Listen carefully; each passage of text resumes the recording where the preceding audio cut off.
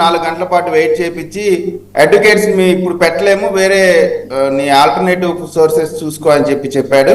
వెళ్ళిపోమని చెప్పాడు అన్నాడు. తర్వాత ఏం చెప్పాడు, ఇవాళ వెళ్తే ఎవరప్పా నువ్వు అని చెప్పి అన్నాడు. ఇంకేం మతిపోయిందా ఏంటి అని చెప్పి నాకు డౌట్ వచ్చింది. నన్ను ఎందుకు ఆపుతున్నాడని అంటే ఇక ఇతనికి వైఎస్ఆర్ కాంగ్రెస్ పార్టీకి బోరుగడ్డ అనిల్ అనేటువంటి వ్యక్తి మాకు సంబంధం లేదు అని నిరూపించుకునేటువంటి ఒక పెద్ద హైడ్రామాకి వీళ్ళు తెరలేపారు. నాకున్నటువంటి ఈ జరుగుతున్న పరిణామాలు చూస్తూ ఉంటే ఖచ్చితంగా ఇది సజ్జల రామకృష్ణారెడ్డి, బోరుగడ్డ అనిలు, కారుమూరి వెంకటరెడ్డి వీళ్ళంతా కూడా కలిసి చేసినటువంటి డ్రామాగా కనపడతా ఉంది. ఎందుకంటే ఈ జనాలు నమ్మట్లేదు, బోరుగడ్డ అనిల్కి వైఎస్ఆర్ కాంగ్రెస్ పార్టీకి సంబంధం లేదు అంటే జనాలు నమ్మట్లేదు కాబట్టి దాన్ని నమ్మించేటువంటి ప్రయత్నం. మేము అప్పుడే చెప్పాం కదా, వైఎస్ఆర్ కాంగ్రెస్ పార్టీకి బోరుగడ్డకి శ్రీరెడ్డికి సంబంధం లేదని మేము చెప్పాం కదా అని అప్పటి నుంచే చెప్తా ఉన్నారు. ఏ విధంగా చెప్తా ఉన్నారు, పాకిస్తాన్లో తీవ్రవాదులను తయారు చేస్తారు, భారతదేశం మీదకి పంపిస్తారు, దాడులు చేసి అనేక మందిని చంపుతారు, చంపిన తర్వాత పాకిస్తాన్ కసబ్ లాంటి పట్టుకొని వీడు పాకిస్తాన్ అని చెప్పి కనిపెట్టిన తర్వాత మాకు అసలు సంబంధమే లేదని చెప్తాడు. ఇదే పాకిస్తాన్లో ఉన్నటువంటి సంస్థలన్నీ కూడా ఆ విధంగా కసపుల్లాగా వీళ్ళని తయారు చేసి వాళ్ళని వాడుకొని పంపించి ప్రజల్లో నుంచి వ్యతిరేకత వచ్చినాక వైఎస్ఆర్ కాంగ్రెస్ పార్టీ పంపించినటువంటి ఈ కాలకేయ బ్యాచ్ మొత్తాన్ని కూడా ప్రజలు చేదరించుకున్నారు. దాన్ని పంపించినటువంటి మమ్మల్ని కూడా అదే ఘాటిన కట్టేస్తున్నారు. కాబట్టి ఇప్పుడు అది మాకు సంబంధం లేదని చెప్పి నెట్టిపడేయాలి. లేకపోతే దళితులకు సంబంధించిన అంశాలపైన దళితులతో మాట్లాడిస్తారు, కాపులకు సంబంధించిన అంశాలపైన కాపులతో మాట్లాడిస్తారు, ఏ కమ్యూనిటీకి సంబంధించిన అంశం ఆ కమ్యూనిటీ వైఎస్ఆర్ కాంగ్రెస్ పార్టీ లీడర్లతో మాట్లాడిస్తారు. కానీ బోరుగడ్డ అనిల్ని గురించి మాట్లాడించింది ఎవరితో మాట్లాడించారు?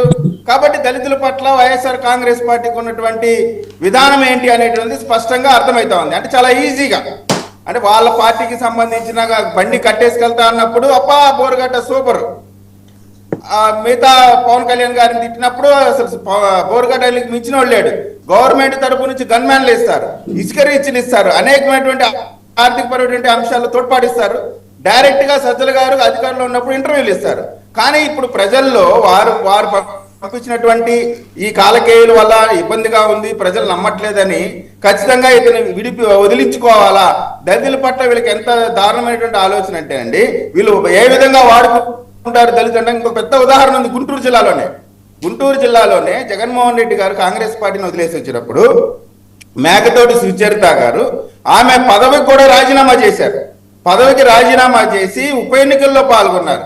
ఆ తర్వాత మళ్ళీ పోటీ చేశారు, గెలిచారు, హోంమంత్రిగా ఉన్నారు. అందరినీ మార్చలేదు, కొంతమందిని మార్చిన దాంట్లో ఫస్ట్ ప్లేస్ లో సుచరిత గారు ఉన్నారు.